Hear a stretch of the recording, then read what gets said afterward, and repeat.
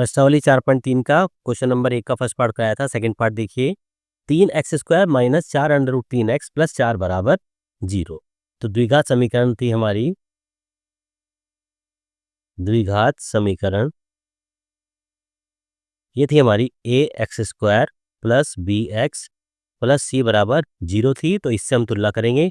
यहाँ से a का मान निकालिए। a का मान दे रखा है हमारा 3, b का मान दे रखा है -4√3 और c का मान दे रखा है हमारा 4।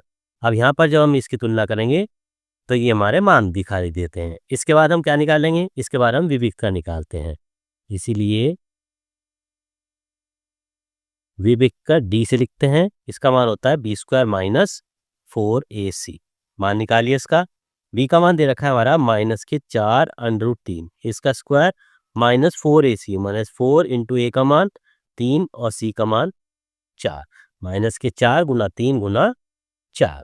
तब इसकी करिए देखिए, -4 का वर्ग, -4 का वर्ग होता है 16 और √3 गुना √3 ये हो जाता है 3 और 16 तिया 48। या इसको अलग अलग लिख सकते हैं। चलिए अलग अलग लिख देते हैं, आपको आसानी से समझ में आ जाएगा।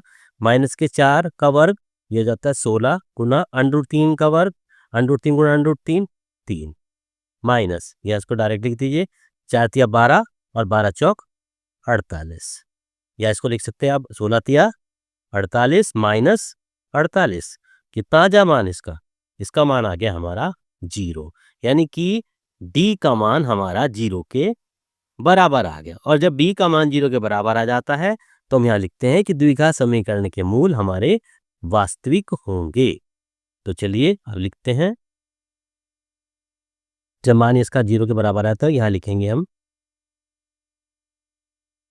द्विघात समीकरण के मूल बराबर होंगे। ठीक है बच्चों, क्योंकि यहाँ पर हमारे बराबर होंगे तो मूल वास्तविक भी होंगे और बराबर 0 है तो हमारा बराबर हो जाता है। तो ठीक है, तो इसके मूल हमारे वास्तविक और समान होंगे। वास्तविक और समान होंगे। इस तरीके से ये हमारा सेकंड पार्ट पूरा हो जाता है। अगर 0 आ जाता है तो द्विघात समीकरण के मूल वास्तविक और समान होंगे।